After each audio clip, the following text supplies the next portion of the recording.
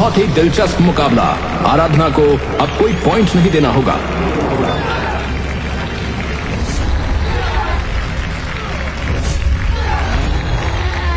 गोल!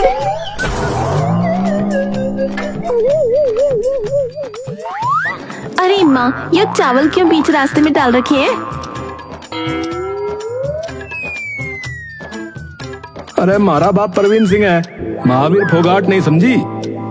बापू महावीर फोगाट ना हो, पर मैं तो गीता कुमारी फोगाट बनूंगी। अपने हाथ देखे तन्ने है, चीटी पहलवान कहेगी। इसी चावल में डुबो दूंगी, सर पकड़ के भाग जाए यहाँ से। आराधना उठती है और बाहर मुंह धोने चली जाती है। तभी सामने से आराधना के पिता आते हैं। स्कूल की छुट्टी है तो इसका मतलब ये ना है कि पूरा दिन पसरे रहो। रेड टाइम देखा है क्या हो रहा है? सुबह जल्दी उठकर अपनी माँ की मदद क्यों ना करती घर के कामों में? आराधना डर से सिर नीचे झुका लेती है। कल से करा दूंगी बापू। ये सभी चीजें आराधना की माँ चूल्हे पे रोटियां बनाते हुए देख रही होती है। आराधना अपनी माँ के पास मुंह लटकाए हुए आती है। क्या बोल दिया अब इन्होंने तुझे? कह रहे थे इतनी देर से क्यों उठती है, जल्दी उठकर अपनी माँ की मदद क्यों ना कराती। माँ शरारत भरी मुस्कान से जवाब देती है, हाँ तो कर दिया करना मदद बेटा, भला हो जाएगा तेरा। माँ, तुम भी उस आरव की तरह मुझे परेशान कर रही हो। अच्छा तो तुझे बता क्या चाहिए? तुम्हें पता है माँ मुझे क्या चाहिए? बेटा मैंने तुझे क्या समझाया था कि सूने रेगिस्तान में सिर्फ पानी दिखता है पर होता नहीं है। माँ तो बात करके देखो ना। ये लड़की तो अपने साथ साथ मुझे भी डांट पड़वाएगी। माँ तुम आरव की बातें भी तो मान लेती हो ना। क्योंकि बेटा वो मुझे बस अपनी पसंद की सब्जी बनाने को बोलता है, पहलवान बनने को ना बोलता। माँ अच्छा ठीक है आज कर लूंगी। थैंक यू माँ। चलो मैं अभी बीनती के घर जा रही हूँ। ठीक है जल्दी आ जाना, नहीं तो फिर डांट पड़ेगी। ठीक है। आराधना अपनी दोस्त बीनती के घर की ओर निकल पड़ती है। जैसे ही आराधना बीनती के घर पहुंचती है तो उसे बीनती बरामदे में पोछा लगाती मिलती है। अरे ओ, सुबह सुबह क्या करने लगी है? ये तो हम सिलाई कर रहे हैं। क्या? अरे तो दिखता नहीं तुझे कि सफाई कर रहे हैं। अच्छा तुम ये सब छोड़ो, तुम हमारे साथ चलो।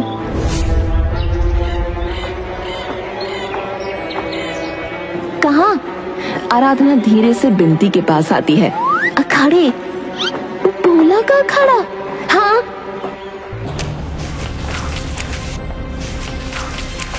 दिमाग खराब ही रहता है क्या तेरा हर वक्त?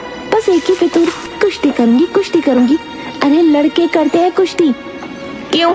उनका नाम लिखा होता है अखाड़े पे। कितनी लड़कियां कुश्ती करती हैं, दिखा नहीं तूने ओलंपिक्स में? हाँ तो उनके गांव के अखाड़े पे ना लिखा होता होगा, पर ठोकपुरा के अखाड़े पर तो लिखा है लड़कों का नाम। अरे ऐसे क्या कर रही है बिनती? चल ना, हम कौन सा अंदर जाएंगे, बस बाहर से तो देखेंगे। फिर वहाँ से भी हमें भगा देंगे। अरे कोई ना भगाएगा। अच्छा तू चलेगी तो तुझे सुखीराम के गोलगप्पे खिलाऊंगी। बिनती मुंह फुलाकर आराधना की ओर देखती है। पक्का? अरे एकदम पक्का। ठीक है फिर जल्दी चल। ये हुई ना बात।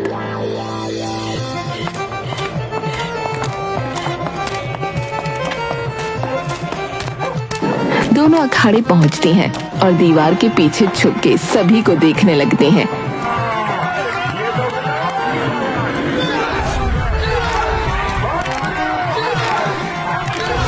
ये कौन है जो भोला के पीछे खड़ी है?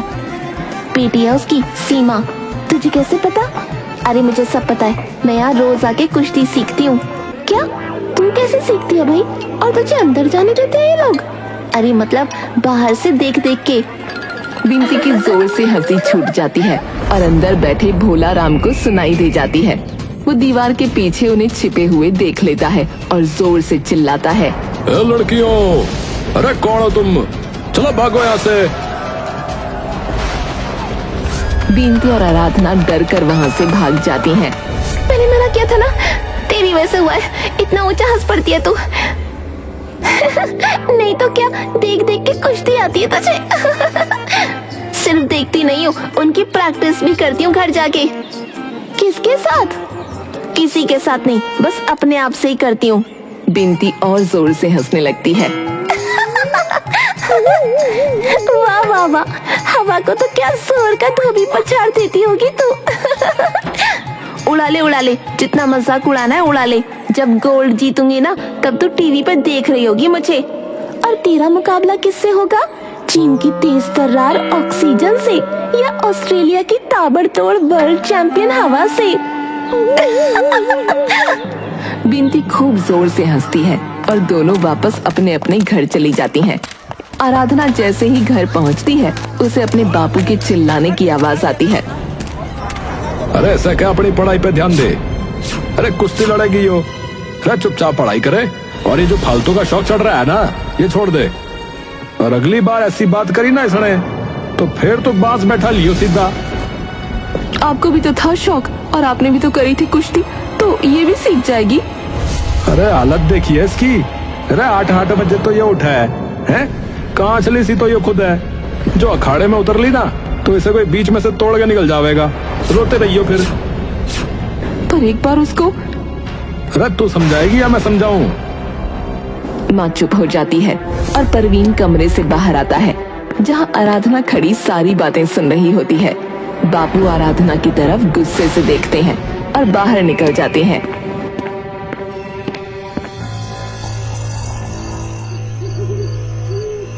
एक विंडो जिसके पीछे लड़का लड़की की ब्लैक शैडो दिख रही है। लड़का धीरे धीरे लड़की की ओर बढ़ने लगता है। पीछे हटो, पास मत आना मेरे। नहीं। तभी एकदम से परवीन अचानक से नींद में से हाँफता हुआ उठ जाता है और साथ में किशोरी भी उठ जाती है। क्या हुआ? क्या हुआ? कुछ बोलिए ना, क्या देख लिया ऐसा? अरे कुछ नहीं हुआ। रुकिए, मैं पानी लेकर आती हूँ। अरे नहीं रहने दे। परवीन धीरे धीरे शांत होता है। अरे किशोरी। जी। अरे तुझे मारी कसम है, आराधना को कभी कुश्ती मत करने देना। आपको क्या हो गया? क्यों आप उसके इतना खिलाफ हो गए? उसके अंदर भी आप ही की तरह कुश्ती का जुनून है। जितना प्यार आपको अखाड़े की मिट्टी से है उतना ही उसे भी है। अरे तू बात मान मेरी, उसी के भले के लिए बोल रहा हूँ। हुआ क्या था आपके साथ ऐसा? परवीन थोड़ी देर के लिए चुप हो जाता है। ये जिस जुनून की बात करी ना तुमने, ये जुनून इंसान से उसकी आत्मा तक छीन जाता है, समझी? परवीन उठकर बाहर चला जाता है। ठोकपुरा की सुबह आराधना के मन में अब एक और जुनून ले आती है। आराधना सुबह अपने स्कूल के लिए निकलने ही वाली होती है कि तभी उसकी माँ उसे पीछे से बुला लेती है। आराधना। जी माँ। इधर आ बेटा एक बार। आराधना अपनी माँ के पास आती है। माँ, तुम वही कहने वाली हो ना जो बापू ने कल कहा था? तो मत कहना, मैं पहले ही सुन चुकी हूँ। बेटा उन्हें तेरी चिंता है इसलिए ऐसा बोल रहे हैं। कैसी चिंता माँ? मेरी शादी करा सकते हैं किसी के भी साथ, लेकिन मेरा पहलवान बनना उन्हें गलत लगता है। तो तू ही बता मैं क्या करूं? तुम दोनों बाप बेटी के बीच में फंस गई हूं मैं। अब तुम्हें कुछ करने की जरूरत ना है माँ। बापू को लगता है ना कि मैं कमजोर हूँ। अब मैं उन्हें अपने तरीके से ही बताऊंगी, बोल के नहीं करके। अब क्या करने वाली है तू? मेहनत। मैं अब से घर पर लेट आऊंगी माँ, तो तुम कैसे न कैसे संभाल लेना। करेगी के पर तू? बताया ना, मेहनत। आराधना अपने स्कूल में पहुंचती है और बाहर ही उसे बिनती खड़ी दिखती है। और पहलवान, क्या हालचाल है? बिनती, आज मेरा मजाक का मूड बिल्कुल नहीं है। ऐसा क्या हो गया? कुछ नहीं। और हाँ, हमें स्कूल के बाद जंगल जाना है। क्यों भाई? वो वहीं जाके पता चल जाएगा। अरे पर मुझे तो बता। दोनों स्कूल की घंटी बजते ही जंगल की तरफ निकल जाते हैं। ले, आ गए जंगल। अब क्या करें? अब एक बड़ा पत्थर चाहिए और कुछ मोटी पेड़ की टहनियां और उन्हें बांधने के लिए कोई रस्सी। अब करेगी क्या तो इसका? इसे कंधे पर रखकर दौड़ मारूंगी। और ये इतने बड़े पत्थर का?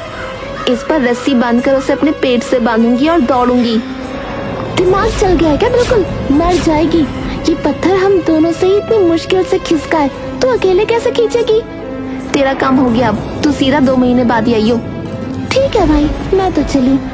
बिनती के जाने के थोड़ी देर बाद ही आराधना भी अपने घर चली जाती है।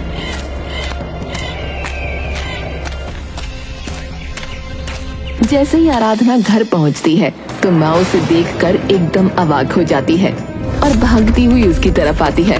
आराधना, ये क्या हाल बना रखा है तूने? क्या कर रही थी? बापू को गलत साबित करने के लिए मेहनत। किशोरी की आंखें अविश्वास से बड़ी हो जाती हैं। अरे ये तो माटी की शान है, पहलवान की निशानी उसकी मेहनत की। अरे अखाड़े में लड़ने से पहले अखाड़े की मिट्टी से दोस्ती करनी पड़ती है, क्योंकि पहलवान को अगर कोई सबसे ज्यादा कोई कुछ देता है ना तो वो ये माटी है। जाके फटाफट कपड़े बदल ले, तेरे पापा आने वाले होंगे। अगले दिन की सुबह एक बार फिर आराधना निकलने लगती है। आराधना, इधर आ। अब क्या हुआ माँ? हुआ कुछ नहीं, बस कुछ देना था तुझे। क्या? किशोरी मुट्ठी भर के काजू बादाम आराधना को दे देती है और उसके सामने एक गिलास दूध का रख देती है। और कल सुबह शाम दोनों टाइम 2-2 गिलास दूध, और अब से तेरे डब्बे में रोटी के साथ साथ चावल भी दूंगी रोज, और रात को 2 रोटियां ज्यादा खानी पड़ेंगी। अब सिर्फ 2 रोटियों से काम न चलेगा, और ये 4 रोटियां भी पूरी घी भरी होंगी। जो अगर लड़ना ही है तो बेटा अच्छे से लड़, आधे हथियारों से क्यों लड़ेगी? आराधना मुस्कुराती है और दूध पीकर चली जाती है। स्कूल की घंटी बजती है। आराधना जंगल पहुंचती है। आराधना जोर लगाकर एक बड़ा पत्थर खींचती है।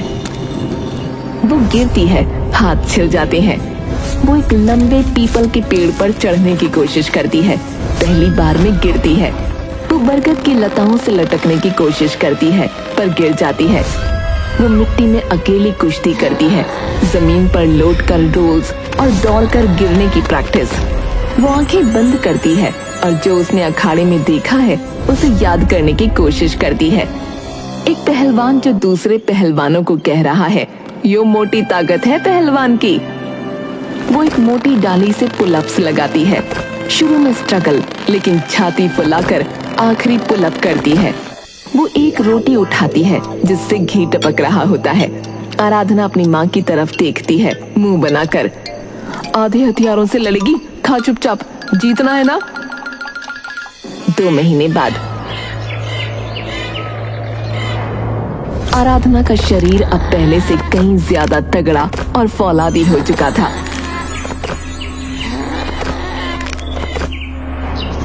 अब मेरी बारी। आराधना सीधे उन्हीं मैले कुचैले कपड़ों में सीधा अखाड़े में फोकस करती है।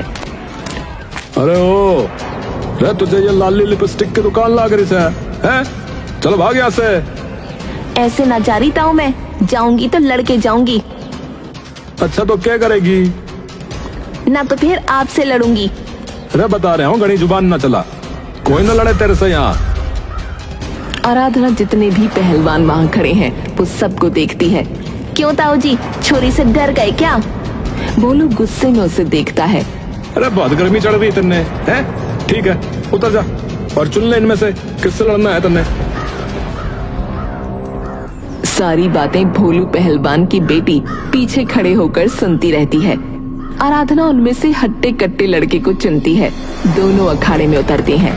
लड़ाई शुरू होने से पहले दोनों खिलाड़ी एक दूसरे को झुककर देख रहे होते हैं।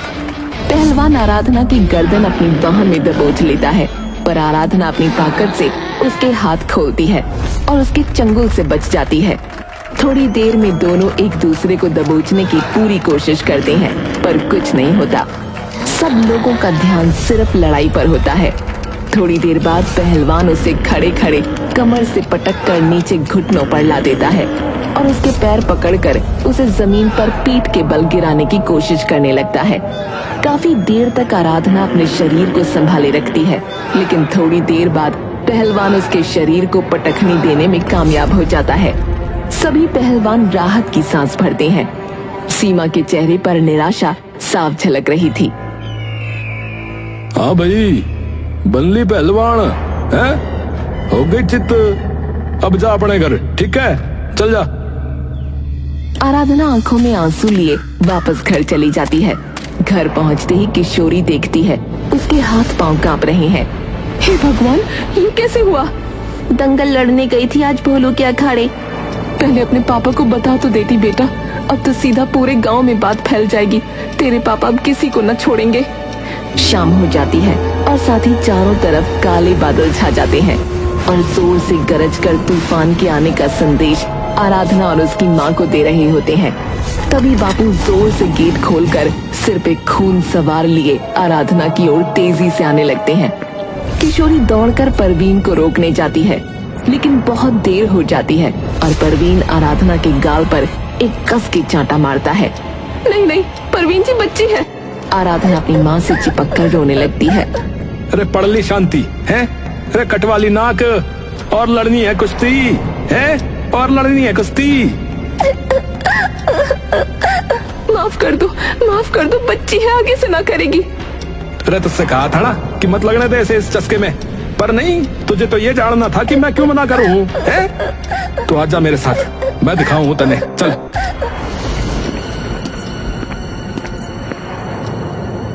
एक लकड़ी का डिब्बा निकालकर किशोरी को दे देता है। ले खोल इसे, खोल, पता लग जाएगा, चल खोल। किशोरी वो डब्बा खोलती है तो उसमें अखबार के 2 टुकड़े रखे होते हैं। एक पर लिखा था 25 वर्षीय परवीन सिंह को रेसलिंग फेडरेशन के चेयरमैन पर घातक हमला करने के इल्जाम में रेसलिंग से प्रतिबंधित किया गया, और दूसरे पर था 19 वर्षीय महिला रेसलर मानवी सिंह ने की खुदकुशी। ये क्या है? यो थी मानवी, किसी जैसी बावली कुश्ती के पीछे 13 साल की उम्र में ही देश के लिए गोल्ड मेडल लाने के लिए अपना खून पसीना बहाना शुरू कर दिया था। जब 18 की थी तो हमारी एकेडमी में आई थी मेरे संग। पता नहीं कैसा लगा हो गया कि मुझे अपना बड़ा भाई बोलना शुरू कर दिया था। पर ये दुनिया, अरे कहाँ किसी ने जीने दिया। और वो तो फिर भी छोरी थी, उसे तो अखाड़े में लड़ने से पहले पूरी दुनिया से लड़ना था। एक दिन वो लेट ट्रेनिंग करने के लिए रुक गई। मैं चला गया था, पर जाते हुए ध्यान आया कि अपनी जैकेट भूल आया हूँ। एकेडमी में गया तो लॉकर रूम से छीना झपटे की आवाज आई। मैं धीरे धीरे गया, जाकर खिड़की के पीछे से देखा कि उसके साथ रेसलिंग एकेडमी का चेयरमैन खड़ा था। मुझे बस उसकी आवाज आई, मेरे पास मत आना। खिड़की में बस एक काली परछाई दिखी, जैसे मानवी की तरफ एक हाथ आ गया हो, और पता नहीं वो हाथ कहाँ लगा, पर उसकी आवाज एकदम बंद हो गई। मैंने ना कुछ सोचा ना कुछ समझा, और मैं अंदर घुस लिया। और फिर मेरे हाथ पता नहीं कब उस चेयरमैन के गले तक पहुंच लिए। अगले दिन जब तक समझ में आया, तब तक मुझे घर पर बैठा दिया गया। थोड़े दिन में मानवी की खबर आ ली, शायद वो हाथ और आगे बढ़ गया होगा। किशोरी की आंखों में मानो एक अजीब सा आतंक भर आया हो, और बाहर मूसलाधार बारिश की हर बूंद मानो आराधना की आंखों से टपकते हर सपने को धोकर उसके चेहरे से सीधा मिट्टी पर उतार रही हो। जा किशोरी, तुझे भी अपनी बेटी लटकती हुई देखनी है तो दे दे साथ, जा। परवीन ये कहकर बाहर चला जाता है। बापू, आप हार मान गए, मैं ना मानती, क्योंकि मेरी मेहनत आप भले ही न समझो, पर अखाड़े की मिट्टी जरूर समझेगी। ये सुनकर परवीन चलते चलते रुक कर खड़ा हो जाता है। अरे ये माटी की शान है पहलवान की, निशानी है उसकी मेहनत की।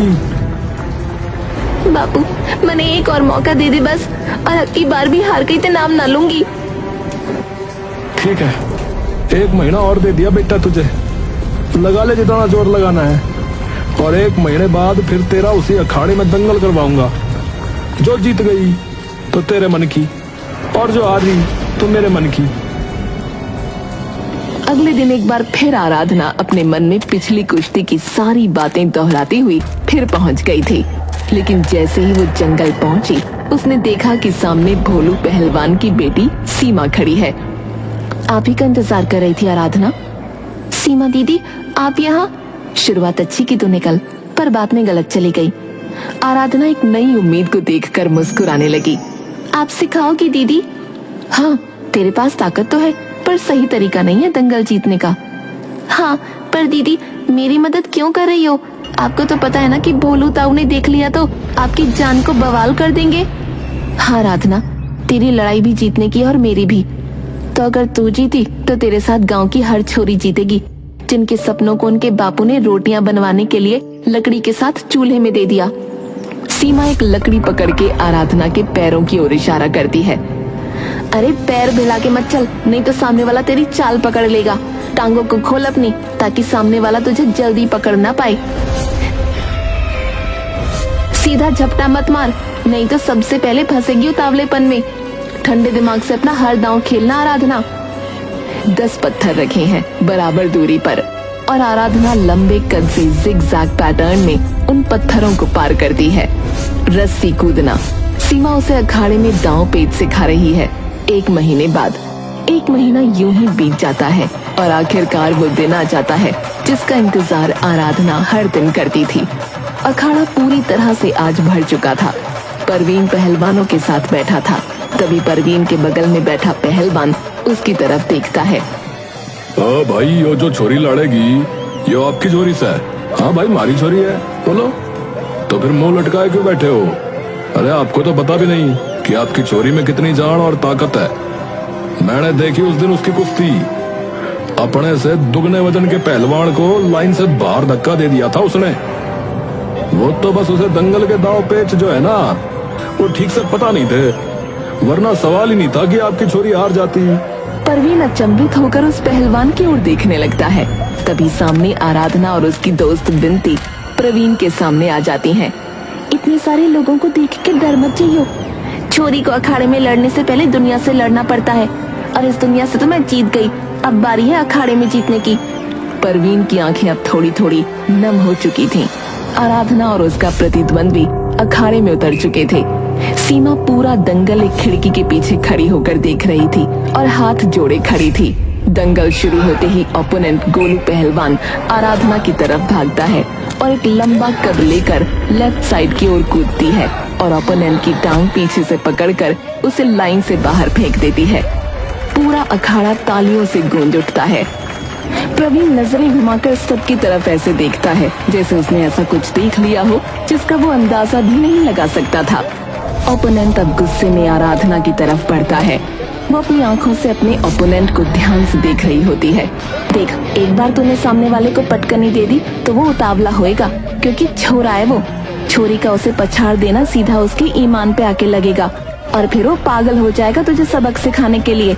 और बस उसी उतावलेपन का हमें फायदा उठाना है।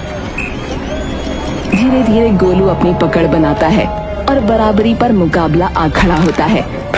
अरे अभी भी वक्त है, हार मान जा, नहीं तो हड्डी जाएगी सीधा। हाँ, चाहे जान चली जाए, हार तो ना मानूंगी। ये सुनकर प्रवीण की बंद हथेलियां अचानक खुल जाती हैं और उसके पैर अपने आप आराधना की ओर चल पड़ते हैं। अरे नीचे से निकल आराधना।